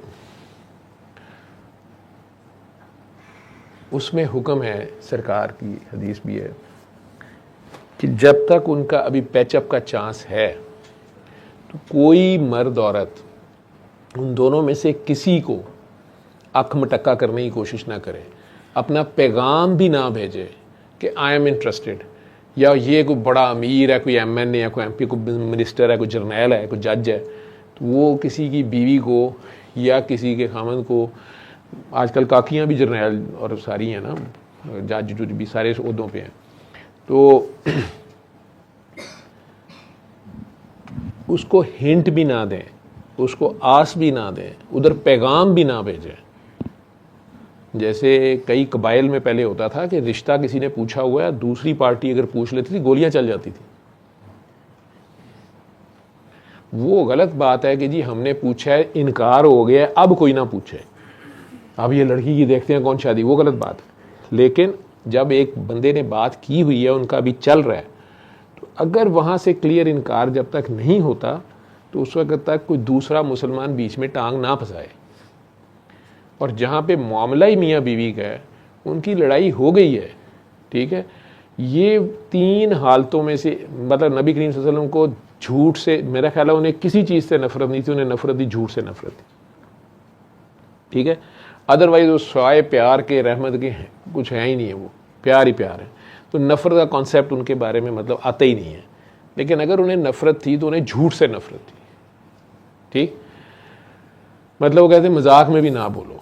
मुझे भी डर जो उनके सामने जाने से आता है, क्योंकि मैं तो अज़ल का झूठा हूँ, तो वो मुझे डर आता है सिर्फ इस वजह से, इस हरकत से आता है कि मैं गपी बंदा, ठीक। तो डर ही आता है कि लगता है कि उन्होंने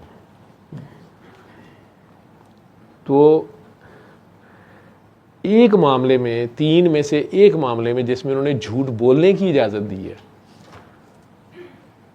सिर्फ तीन मामले हैं जिनमें आप झूठ बोल सकते हैं, आप कोई इजाज़त है, बल्कि आप गोडे गिट्टे जोड़ के अपने आप को डॉक्टर मोहम्मद जुवैद समझ के मारेंगे आप। अच्छा, इसमें मुझे याद आया, आप में से कई हज़रात फ़ोनों पे दुआ कराते हुए जो है ना वो डॉक्टर जावेद बन जाते हैं, ठीक है। वो काके काकियाँ आगे से जो भी बंदा होता है उसे कहते हैं कि चलो मकसद आपका चाहे दुआ कराना होता है, लेकिन आज से मैं मना कर रहा हूँ कि ये ना किया करें, ठीक है। उसे बता दें मेरा ये नाम है, या नहीं भी आपने नाम बताना, उसे बताएं कि मैं ठीक हुआ हूँ, आप मुझे काका समझ लें या काकी समझ लें। आपके सामने कई बार लोग कहते हैं कि मुझे 7 साल से वो काकी जी दुआ करा रही हैं, मेरा काम भी ठीक हो गया, मैं खुद भी दुआएं करा रही हूँ या कर रही हूँ, लेकिन उन्हें नाम नहीं बताया आज तक। वो कहती बस मैं एक काकी हूँ, तो आप भी काका बना करें। तो उसमें बात जो है वो कहीं और की कुछ और निकल जाती है। तो आज किसी ने फ़ोन करके मुझे बड़ी दुख भरी दास्तान सुनाई है, उसका फ़ायदा कोई नहीं है। खैर, तो हुक्म ये है कि आपने अपना जेस्चर भी शो नहीं करना कि आप इंटरेस्टेड हैं शादी में उस लड़के या लड़की के साथ, ताकि उनका पैचअप अगर हो सकता है तो हो। ये है इस्लाम की असल स्पिरिट। ये जैसे आपने बात करते हुए कह दिया ना शुरू में कि वो आपको पता है मैं शादी होके गई तो वो जॉइंट फैमिली सिस्टम था, आपको तो पता ही है पाकिस्तान में, ठीक है।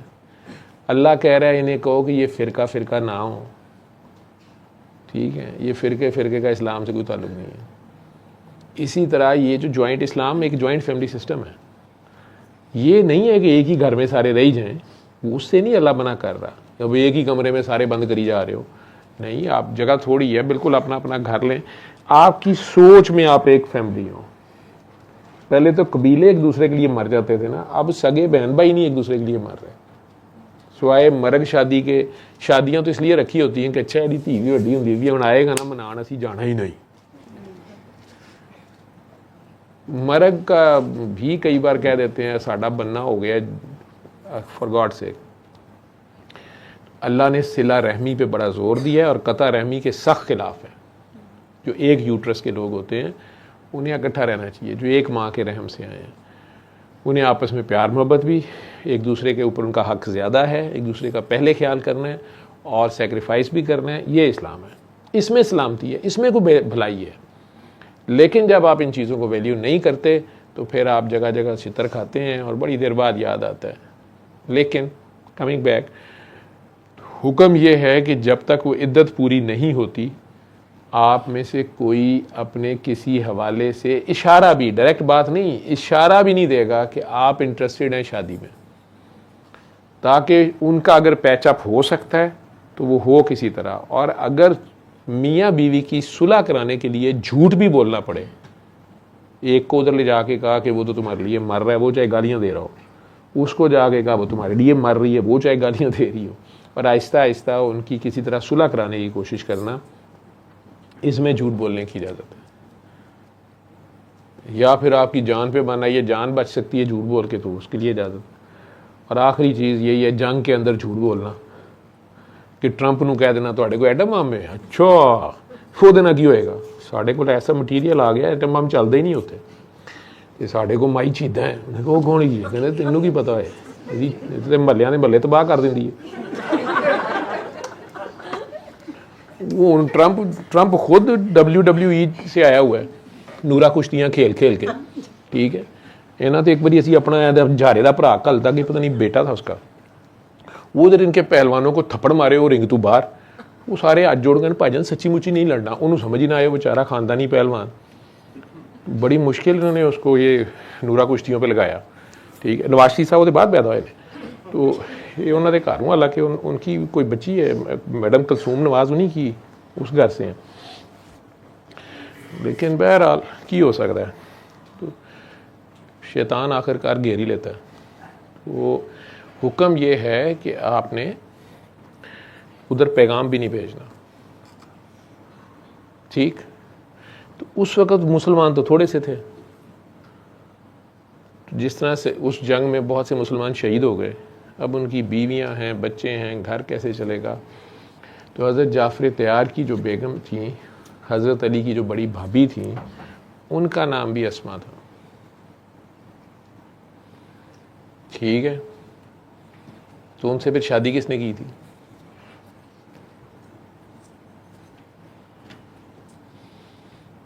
उनसे शादी सैयदना अबू बकर सिद्दीक़ ने की थी, ठीक है। उनमें से एक बेटा पैदा हुआ था, क्या नाम था उनका?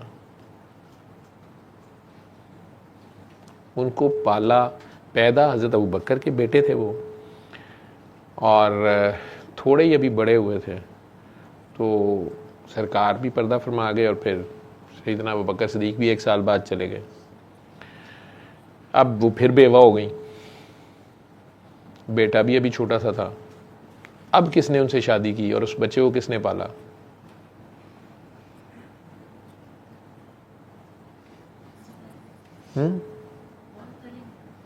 तो हज़रत अली ने अब इस भाभी से शादी की, जो उनके बड़े भाई की बेवा थी पहले, फिर सैयदना अबू बकर सिद्दीक़ के निकाह में आ गई। उनमें से एक बेटे भी पैदा हुए, मोहम्मद बिन अबी बकर। फिर वो दोबारा बेवा हो गई, हज़रत अबू बकर फौत हो गए, तो हज़रत अली ने उनसे शादी की रज़ी अल्लाह तआला अन्हु ने, ठीक है। और इस बच्चे को मोहम्मद बिन अबी बकर को पाला। चचा रिश्ते में तो लगते थे, मतलब सैयदना अबू बकर सिद्दीक़ के हवाले से, बेटे तो वो उनके थे, ठीक है। वो अलहदा बात है कि जब सैयदना उस्मान गनी की शहादत हुई तो उनके घर में सामने तो हज़रत इमाम हसन हुसैन पहरा दे रहे थे दरवाजे पे, तो पीछे से दीवार फलांग के जो लोग अंदर आए थे उनमें से एक मोहम्मद बिन अबी बकर, क्योंकि उन्हीं की गवर्नरी का पहला लेटर उन्होंने मिस्र भेजा था। लेकिन बाद में वो जो मरवान बिन अल-हकम ने जो साजिश की, जो कुछ भी किया, तो इन लोगों को पता चल गया, ये वापस आए, और वो लंबी कहानी है उस्मान गनी की शहादत की। एनीवेज, तो जब सैयदना उस्मान ने उन्हें देखा और उन्हें कहा कि तुम भी मुझे मुजरिम समझते हो, तो वो पीछे हट गए थे सॉरी करके। लेकिन वो साजिश ऐसी थी, जो भी उस वक़्त की फितना था वो शहीद हो गए। तो बहुत से सहाबा उसमें शामिल थे जो हज़रत उस्मान गनी की पॉलिसीज़ के ख़िलाफ़ थे। तो एक किस्म की बहुत मुसलमानों की वो बदकिस्मती है हमारी। एनीवेज, तो ये बीवी अस्मा, ये भी बीवी अस्मा है और आप भी अस्मा है। इतनी लंबी कहानी मैंने इसलिए सुना दी। तो ये शादियाँ इसलिए भी होती थी, एक बीवी की मौजूदगी में सैयदना अबू बकर सिद्दीक़ और ख़ुद बूढ़े हैं, 60+ हैं, तो वो शादी कर रहे हैं, ठीक है। और उनकी पहली बीवियों ने कोई इतराज़ ही नहीं किया, कोई वैंड नहीं पाए, कोई दालच नहीं गई कि एक ही कर देते। तो स्पिरिट थी इस्लाम की, जो ट्रू स्पिरिट थी, उसमें पीछे मकसद शादियां करने का कोई मज़े लेना या खूबसूरत औरतों के चक्कर में रहना ये नहीं था। इफ़्फ़त कायम रखना मकसद था। कुरान में भी ध्यान से पढ़ेंगे तो ये सारा रिलेशन जो है वो इफ़्फ़त कायम करने के लिए। उसमें आगे नस्ल भी अगर बड़ी मुसलमान चाहिए भी थे, ठीक है। तो इसके एक मेन पीछे ये वजह भी थी। खैर, वो इतनी लंबी कहानी तेरे साथ हो गई। और हमारे लोग पहले ही मुझे कहते हैं कि सर आप इतनी लंबी कहानियाँ सुनाते हैं, बात कहीं से कहीं ले जाते हैं, ना उसका सर होता है ना उसका पैर होता है। अब इस बात में अंदर भलाई ये सारी बातें सुनाने का क्या फ़ायदा था। तो आप लोगों की मेहरबानी है कि मैं आपको गरम गरम ठंडी तत्ती सुनाता रहता हूँ, आप बर्दाश्त करते हैं और ठीठा तरासते रहते उत्थे ही हो जिथे तुसीं रहते। लेकिन इलामा इकबाल ने मुझे हौसला दिया हुआ है कि ज़रा नम हो तो ये मट्टी बड़ी ज़रखेज़ है साकी। तो मैं ये शबनम जो है ये कोशिश करता हूँ कि ये मट्टी शायद आहिस्ता आहिस्ता नरम हो जाए और अच्छी माएँ जो हैं उनसे एक अच्छी कौम पैदा हो। सर मेरी डेट ऑफ बर्थ भी 9 नवंबर है और वही इलामा इकबाल के शहर में ही गई हूँ। ठीक। हस्बैंड की 25 दिसंबर इकबाल दी तो नूह ही है सर, वो कायदे आज़म है। मैं इलामा इकबाल हूँ, वो कायदे आज़म है, वो 25 है दिसंबर है जी। अब देख लेना तू नया पाकिस्तान बनेगा, नया पाकिस्तान।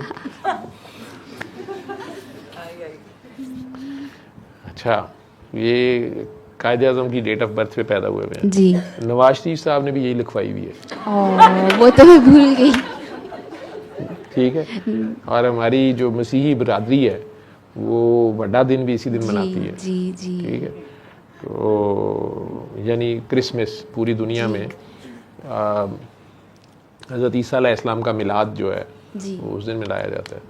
तो 25 दिसंबर के बड़े फजाइल हैं जी। ठीक है। और नाले जेड़ा बंदा होया ही बड़े दिन पैदा जी तो उन्होंने बड़ा मान लो तुसी। ठीक है।